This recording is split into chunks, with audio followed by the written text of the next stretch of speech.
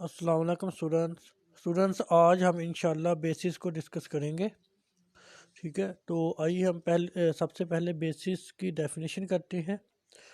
Late V of F be a vector space. इसका बेटा आपको पता है कि वी वेक्टर स्पेस है और ओवर अ फील्ड एफ, इनका एफ फील्ड है और वी जो है over this field is a vector space. A subset S of V is called the basis of V. अच्छा, अब हमने वी के एक सबसेट ले लिया एस, उस सबसेट को हम a subset S of V is called the basis of V if अगर हमारी ये दो कंडीशन सेटिस्फाई हो जाए। इनका V हमारे पास एक वेक्टर स्पेस है ओवर सम फील्ड F, ठीक है, और V का हमने एक सबसेट ले लिया S। उस सबसेट को हम बेसिस कहेंगे V की अगर हमारी दो कंडीशन सेटिस्फाई हो जाए। वो कंडीशन क्या है? नंबर वन कंडीशन है कि S is linearly independent. S क्या हो? लीनियरली इंडिपेंडेंट हो। नंबर टू है span of S is equal to V. और दूसरी कंडीशन क्या है कि span of S is equal to V हो। अब इस चीज़ का क्या मतलब है, यहाँ मैं इस बार को दोबारा एक्सप्लेन करता हूँ कि आपके पास ना वी एक वेक्टर स्पेस है, ठीक है, ये क्या है? Vector space. और ओवर अ फील्ड एफ है, ठीक है। वी के एक सबसेट लिया एस जो कि सबसेट है वी का, इसको हम कहेंगे बेसिस अगर हमारी दो कंडीशन सेटिस्फाई हो जाए। पहली कंडीशन क्या है? पहली कंडीशन ये है कि S is linearly independent. S क्या होना चाहिए? लीनियरली इंडिपेंडेंट होना चाहिए। लीनियरली इंडिपेंडेंट को हम पहले कर चुके हैं। और दूसरी कंडीशन ये है कि span of S is equal to V. अब ये चीज़ इंपॉर्टेंट है कि span of S is equal to V. इस चीज़ का क्या मतलब है? इस चीज़ का मतलब ये है कि वी के हर एलिमेंट को एस के एलिमेंट्स के लीनियर कम्बिनेशन में लिख सके। वी के हर एलिमेंट को एस के एलिमेंट्स के लीनियर कम्बिनेशन में लिख सके। तो अगर हम वी के हर एलिमेंट को एस के एलिमेंट्स के लीनियर कम्बिनेशन में लिख सकें, फिर हम कहते हैं कि span of S is equal to V है, ठीक है। यानी कि एस जो है वो वी को स्पैन कर रहा है। इस चीज़ का मतलब क्या है? इसको ऐसे भी कहते हैं कि एस से वी जनरेट हो रही है, यानी कि एस का जो जनरेटिंग सेट है वो वी के इक्वल है। ओके बेटा, तो अब नेक्स्ट हम करते हैं। नेक्स्ट हम इसकी एग्जांपल करते हैं। एग्जांपल में वी हमने R2 ले ली, ठीक है, और एफ हमने आर ले ली, रियल लाइन आर ले ली, यानी कि वी जो है इस फील्ड के लिहाज से वेक्टर स्पेस है। अब हमने चेक करना है कि ये जो एस है ये हमने वी के एक सबसेट लिया, इसके अंदर दो वेक्टर है 1 0 ऑर्डर पेयर और 0 1। हमने ये शो करना है कि is a basis of V or not, यानी कि ये जो सेट है ये वी की बेसिस बना रहा है कि नहीं बना रहा। अब बेसिस चेक करने के लिए हमें ये दोनों कंडीशन चेक करनी होंगी। कौन कौन सी वाली? कि पहली कंडीशन कि एस लीनियरली इंडिपेंडेंट होना चाहिए, दूसरी कंडीशन कि span of S is equal to V होना चाहिए। अब हम पहली कंडीशन को देखते हैं। तो लीनियर इंडिपेंडेंट के लिए आपको पता है कि हम इसके लीनियर कम्बिनेशन को ज़ीरो की इक्वल रखते हैं। और अगर सारे कांस्टेंट जो है, जब सारे स्केलर जो हैं वो ज़ीरो आ जाएं, जिनके ये जो ए और बी है अगर ये दोनों ज़ीरो आ जाएं, फिर हम कहेंगे कि ये लीनियरली इंडिपेंडेंट है। तो आइए चेक करते हैं। Let a into 1 0 plus b into 0 1 is equal to 0 0। A से साथ मल्टीप्लाई किए तो ये चीज़ बन गई, इसको बी के साथ किए तो ये चीज़ बन गई, इनको जमा किए तो ये चीज़ बन गई। इसका मतलब है कि a b order pair is equal to 0 0 order pair, जहाँ से ए इज इक्वल टू 0 और बी इज इक्वल टू भी 0, ठीक है। दोनों के दोनों हमने स्केलर यूज़ किए थे तो दोनों के आ गए 0 आ गए, ठीक है। इसका मतलब कि एस क्या हो गया? लीनियरली इंडिपेंडेंट हो गया। ओके, अब हम स्पैनिंग की बात करते हैं। तो स्पैनिंग के लिए मैंने बताया था कि वी में से एक आर्बिट्रेरी एलिमेंट लेना है और उस एलिमेंट को एस के एलिमेंट्स के लीनियर कम्बिनेशन में लिखना है। तो मैंने let x is equal to x1 y1 belong to V, ये एक आर्बिट्रेरी एलिमेंट लिया वी में से। Now x1 y1 order pair is equal to, इसको हम लिख सकते हैं x1 into 1 0 plus y1 into 0 1, ठीक है। अच्छा, अब इन दोनों को जमा करें अगर आप तो यही चीज़ बनती है, ठीक है। अच्छा, इसका मतलब कि हमने इस आर्बिट्रेरी एलिमेंट को इन दो इसके और इन दोनों एलिमेंट्स के लीनियर कम्बिनेशन में लिख दी है। इसका मतलब कि span of S is equal to V आ गया। जहाँ पे बेटा सॉरी ये 2 नहीं है, जहाँ पे वी है ये मिस्टेक होगी। अच्छा अब नोट कर लें कि dimension of V is equal to number of elements in a basis. अच्छा एक बात और याद रखें कि अब हमारे पास ना एस क्या होगी, बेसिस होगी, ठीक है। पहली और दूसरी कंडीशन दोनों सेटिस्फाई होगी ना, एस क्या होगी, बेसिस होगी।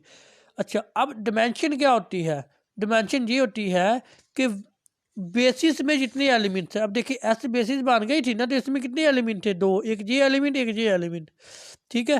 तो बेसिस में जितने एलिमेंट होंगे ना वो उस वेक्टर स्पेस की डिमेंशन होगी। बेसिस में जितने एलिमेंट होंगे वो उस क्या होगी, उस वेक्टर स्पेस की डिमेंशन होगी। इनकी डिमेंशन क्या होगी, dimension of a vector space is equal to number of elements in a basis. Basis में जितने एलिमेंट्स हैं, ठीक है, एलिमेंट्स जितनी हैं उनकी जो तादाद है एलिमेंट्स की उतनी डिमेंशन होगी उस वेक्टर स्पेस की। ओके बेटा। अच्छा इसके बाद नेक्स्ट हम करते हैं एक और एग्जाम, ये आपके लिए कुछ होमवर्क है, होमवर्क नंबर 1 कि v is equal to R n, जिनके R2 के लिए मैंने प्रूव करवा दिया और आर एन के लिए मैंने बताया कि ये जो सेट S है ये इसको आपने शो करना है कि ये v की बेसिस है, मीन कि ये आर एन की बेसिस है। अच्छा अब इसमें n एलिमेंट्स हैं, ठीक है, तो डिमेंशन v की क्या होगी, n होगी। जहाँ पे डिमेंशन v की क्या थी पीछे वाले में R2 में 2 थी, तो यहाँ से ये बात समझ आ गई कि जितनी r के ऊपर पावर होगी ना उतनी ही इसकी डिमेंशन होगी। यहाँ पे n पावर n डिमेंशन, जहाँ पे मेरा देखे 2 पावर थी तो इसकी डिमेंशन क्या होगी, ये देखें 2 पावर थी डिमेंशन 2, अगर 3 पावर होती तो डिमेंशन 3 होती, 4 पावर होती तो डिमेंशन 4 होती। तो जहाँ पे इसकी n पावर है तो डिमेंशन क्या होगी, n होगी, ठीक है। अच्छा अब ये जो बेसिस थी ना हमारे पास आर एन के लिए ये बेसिस, फिर वो पीछे हमने R2 के लिए प्रूव की बेसिस, ठीक है। इन बेसिस को बोलते हैं स्टैंडर्ड बेसिस। क्या बोलते हैं, standard basis. These basis are called standard basis. उसके बाद नेक्स्ट आप लोगों के लिए होमवर्क है, वेक्टर स्पेस आपके पास है P2 ऑफ x, इसका मतलब क्या है, set of all polynomials of degree at most 2, इनके तमाम पोलिनोमियल्स का सेट जिनकी डिग्री ज़्यादा से ज़्यादा 2 हो सकती है। इसको अगर हम सेट की फॉर्म में लिखें तो इस तरह से लिख सकते हैं A0 plus A1x plus A2x square. ये A0 A1 A2 ये रियल नंबर है और ये स्केलर है, ठीक है। अब इस v की स्टैंडर्ड बेसिस क्या होगी, 1x, इसको s कह दिया, ठीक है। अच्छा अब मेरा आपको मैं ये होमवर्क दे रहा हूँ कि ये जो ऐसा सेट है ना, ठीक है, इसको आपने प्रूव करना है कि ये बेसिस है। इसको क्या प्रूव करना है कि ये बेसिस है, समझ आई बात की। This is your homework. अच्छा एक और बात जहाँ मैं बताना चाहूँगा कि ये मैंने ना एस को ये लिखा हुआ है जहाँ पे 1x, ठीक है। तो 1 का मतलब ये होता है बेटा 1 प्लस 0x प्लस 0x, ठीक है। और x का मतलब होता है 0 प्लस x प्लस 0x, और x का मतलब क्या है यहाँ पे 0 प्लस 0x प्लस x। तो इनका मतलब ये वाली चीज़ें हैं, ठीक है। अच्छा अब आपने क्या करना है कि ये जो एस सेट था, ये जो एस सेट था इसको आपने बेसिस शो करना है। अच्छा एक और इंटरेस्टिंग बात यहाँ पे हमने ना P2 की बात की थी, यानी कि P2 ऑफ x, ठीक है। इसके अंदर इस तरह के सारे पोलिनोमियल आ गए थे, इनकी डिग्री एस मोस्ट 2 थी, ठीक है। अगर P3 ऑफ x लिखें तो जहाँ पे पावर 3 आ जाएगी, यानी कि P3 ऑफ x आपके पास आ जाएगा A0 plus A1x plus A2x plus A3x3, ठीक है। और जितने भी A0 A1 A2 A3 ये रियल नंबर है, ठीक है। तो P3 लिखेंगे ये आ जाएगी। जब इसकी P3 की डिमेंशन की बात करेंगे तो इसकी बेसिस की बात करेंगे तो इसकी बेसिस आपके पास आ जाएगी 1x x square x cube. इसी तरह से जब आप P4 की बेसिस की बात करेंगे तो उसकी बेसिस क्या आ जाएगी, उसकी बेसिस में ये 4 एलिमेंट आ जाएंगे, 5 एलिमेंट। ठीक है। इसी तरह से अगर आप Pn की बेसिस की बात करेंगे, Pn ऑफ एक्स इसकी बेसिस की बात करेंगे तो इसके अंदर ये एलिमेंट आएंगे 1x अप सोन xn, और इन एलिमेंट्स की तादाद क्या होगी n+1। देखिए ये 4 P4 ऑफ एक्स इसमें बेसिस में कितने एलिमेंट थे, 5, 1 2 3 4 5। ठीक है। इसमें P3 ऑफ एक्स से बेसिस में कितने एलिमेंट है, 4, 1 2 3 4। P2 ऑफ एक्स बेसिस में कितने एलिमेंट है, 3, 1 2 3। इसी तरह जब Pn ऑफ एक्स की बात करेंगे तो बेसिस में कितने एलिमेंट आएंगे, n+1। ठीक है जी, आप बेशक काउंटिंग कर सकते हो, इसमें कितने एलिमेंट आ गए, n+1। तो ये याद रखिएगा कि Pn की डिमेंशन क्या होगी, हमेशा इसकी डिमेंशन क्या होगी, n+1। कि जो जहाँ पे n होगा ना उसमें एक प्लस करेंगे तो वो इसकी डिमेंशन आ जाएगी। ओके बेटा। अच्छा, इसके बाद आप लोगों के लिए नेक्स्ट होमवर्क है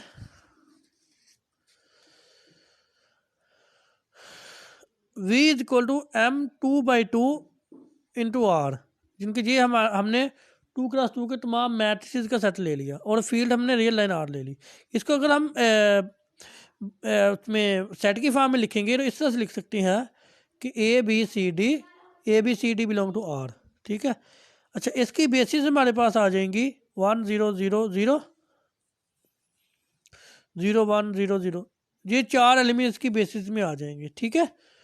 अच्छा, और इसकी जो बेसिस है जी याद रखिएगा कि इसके बेसिस में ये जो है ना 2/2 है ना, तो 2 ज़रब 2 यानी कि दोनों को मल्टीप्लाई करना है। तो मल्टीप्लाई करने के बाद जो आंसर आएगा ना उतने एलिमेंट्स होंगे बेसिस में। तो अगर हम यहाँ पे इसकी डिमेंशन की बात करेंगे ना इन जनरल, यानी कि अगर हम ये बात करें डिमेंशन m2/2 इंटू आर, तो क्या इसकी डिमेंशन होगी 2 ज़रब 2।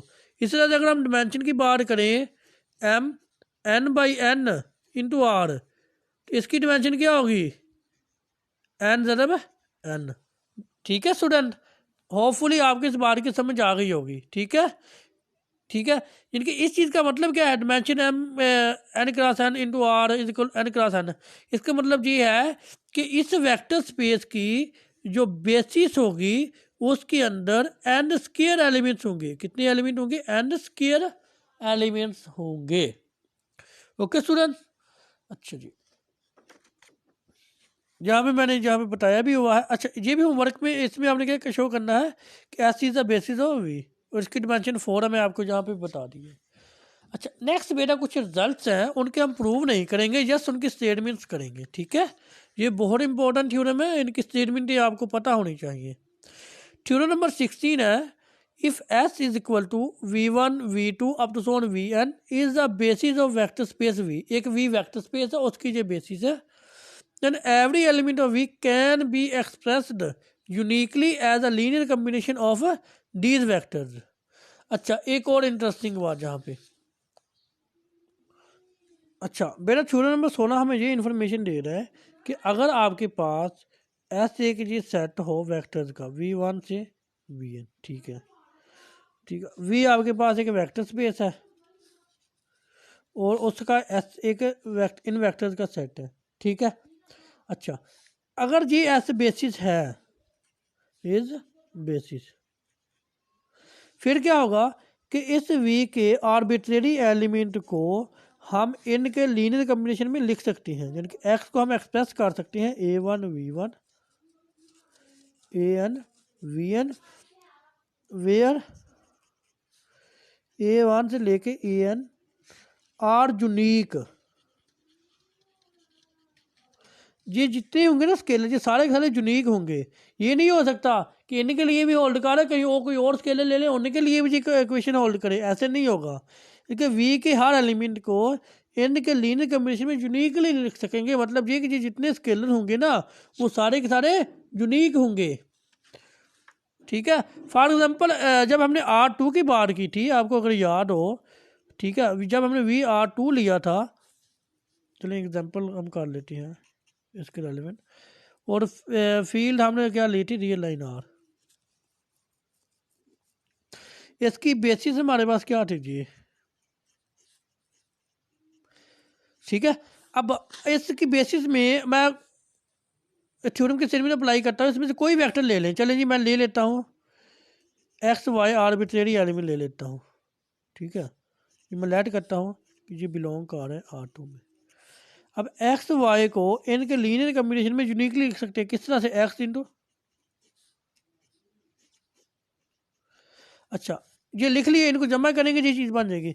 इस एक्स को इस वाई को, इन दोनों के अलावा जो कुछ और मर्जी रियल नंबर ले लें, और जो मर्जी रियल नंबर ले लें, ये इक्वेशन सेटिस्फाई नहीं होगी।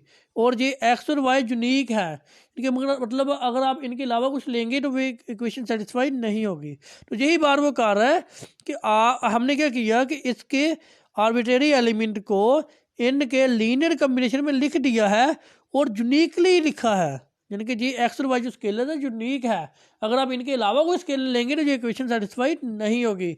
यही बार वो जहाँ पे थ्योरम की सेरी में बता रहा था। अच्छा नेक्स्ट है theorem number 17। Suppose S is a finite subset of a vector space V such that V is equal to L of S, that is V is finite dimensional vector space, then there exists a subset of S which is a basis of V। अब ये बार बहुत interesting है, इस theorem number 17 में जो बार बता रहा है, थ्योरम नंबर 17 में वो ये बात बता रहा है, इस बात को मैं थोड़ा सा अपने अल्फाज में बताता हूँ। वो ये कह रहा है कि आपके पास ना V एक वेक्टर स्पेस है, ठीक है, और आपने S एक सबसेट ले लिया V के, ठीक है। अगर S का spanning set V finite dimensional vector space है, ठीक है, S का स्पैनिंग सेट V के इक्वल हो, S के स्पैनिंग सेट को वो जहाँ पे यूज़ कर रहा है L ऑफ S, यानी कि linear combination of elements of S। बात एक ही है, ऐसे लिख लो या ऐसे लिख लो, दोनों का मतलब एक ही है।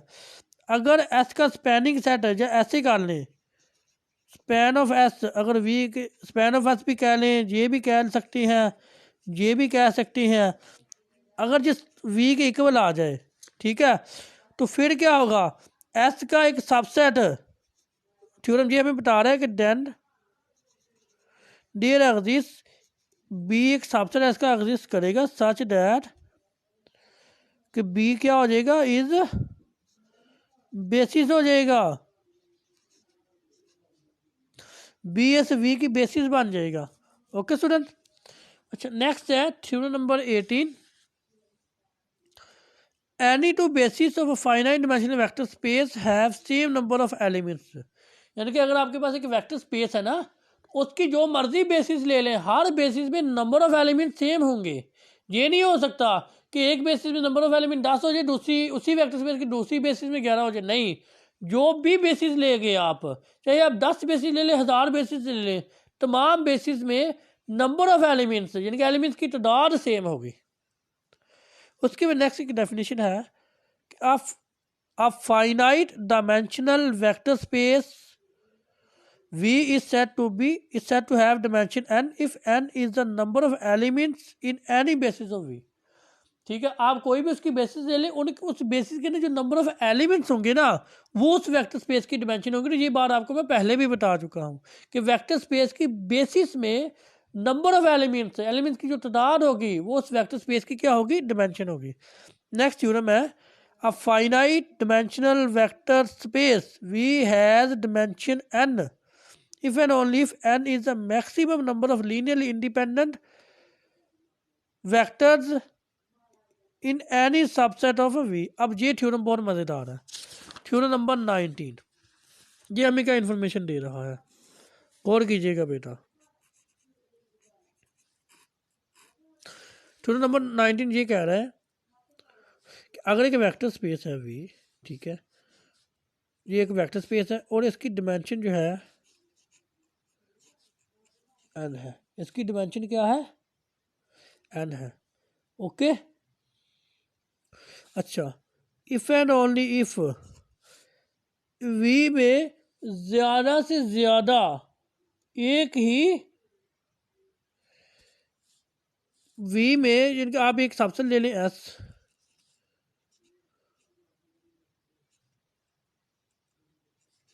V N. अच्छा, अब ये जो एस है ना, इसके अंदर जो वेक्टर्स की जो तादाद है ना, यहाँ पे आर कर लें, हाँ, एस के अंदर वेक्टर्स की जो तादाद है उसकी वेक्टर्स की मैक्सिमम तादाद एन हो सकती है। मीन कि ऐसा आपके पास एक ऐसा आपने एक वी का सबसे ले लिया, ठीक है। अच्छा, अगर एस इंडिपेंडेंट है, एस क्या है, लीनियरली इंडिपेंडेंट है। अगर एस लीनियरली इंडिपेंडेंट है तो एस में ज़्यादा से ज़्यादा वेक्टर एन हो सकते हैं। यानी कि अगर वेक्टर स्पेस की डिमेंशन एन है, उसका कोई भी आप लीनियरली इंडिपेंडेंट सबसेट ले लें, कोई भी आप लीनियरली इंडिपेंडेंट सबसेट ले लें, तो वो उस इंडिपेंडेंट सबसेट में मैक्सिमम एन वेक्टर हो सकते हैं। ज़्यादा से ज़्यादा वेक्टर की तादाद एन हो सकती है, एन से ज़्यादा वेक्टर की तादाद नहीं हो सकती। अब यहाँ से एक और इन्फॉर्मेशन हमें मिल रही है कि अगर वेक्टर की तादाद n+1 ले लें, हम फॉर एग्जांपल बात करें, अगर v इक्वल में r की बात कर लूँ, ठीक है, और फील्ड भी r ले लूँ, ठीक है। अब इसकी डिमेंशन क्या है, 1 है। अच्छा, अब इसका मैं एक सबसेट लेता हूँ s, इसके अंदर ना मैं एक से ज़्यादा वेक्टर रख देता हूँ, इसके अंदर मैंने 2 वेक्टर रख दिए, ठीक है। आपने सोचे समझे बगैर कहना ये लीनियरली डिपेंडेंट है, क्यों, क्योंकि इसके अंदर एक ही इसकी डिमेंशन है, ठीक है। जहाँ पे वेक्टर कितने रख दिए आपने, 2, कितने वेक्टर रख दिए, 2। तो मैक्सिमम लीनियर इंडिपेंडेंट वेक्टर की तादाद जहाँ पे कितनी हो सकती थी, 1 हो सकती थी, क्योंकि डिमेंशन 1 है। जितनी डिमेंशन होगी ना, मैक्सिमम उतने लीनियर इंडिपेंडेंट वेक्टर हो सकते हैं उस स्पेस में, उससे ज़्यादा नहीं हो सकते। उससे ज़्यादा जब भी लेंगे वो लीनियरली डिपेंडेंट हो जाएंगे, वो कभी भी लीनियरली इंडिपेंडेंट नहीं रहेंगे। ये बहुत इंपॉर्टेंट बात है, ओके। अच्छा, नेक्स्ट हम आते हैं जी, नेक्स्ट थ्योरम नंबर 20 है, if V is finite dimensional vector space and V1 V2 up to so VR is a linearly independent subset of V, ठीक है जी। हमने V का एक लीनियरली इंडिपेंडेंट सबसेट ले लिया, then it can be extended to form a basis of V। यानी कि आपने क्या किया कि V एक वेक्टर स्पेस है, जहाँ पे बताता हूँ, थ्योरम 20 हमें ये इन्फॉर्मेशन दे रहा है कि V क्या है, एक वेक्टर स्पेस है। V क्या है, एक वेक्टर स्पेस है। इसका हमने एक सबसेट ले लिया S, जो कि लीनियरली इंडिपेंडेंट है। S के लिए हमने लीनियरली इंडिपेंडेंट सबसेट ले लिया V का, ठीक हो गया बेटा। S का हमने क्या लिया, लीनियरली इंडिपेंडेंट सबसेट लिया किसका, V का। अच्छा, अब इसको S को हम एक्सटेंड कर सकते हैं, मीन इसमें कुछ और वेक्टर, फॉर एग्जांपल अगर ऐसा आपके पास ये है ना, V1 से VR, तो हम इसमें कुछ और वेक्टर इंक्लूड कर सकते हैं, कुछ और वेक्टर हम इसमें ऐड कर सकते हैं, कुछ और वेक्टर हमने इसमें इंक्लूड कर सकते हैं, कुछ और वेक्टर हम इस सेट में लिख सकते हैं, ठीक है। इस तरह से कि जी एस आपके पास बेसिस बन जाएगा, जी एस क्या बन जाएगा, बेसिस बन जाएगा, ठीक है। होपफुली स्टूडेंट यहाँ तक आपको समझ आ गई होगी।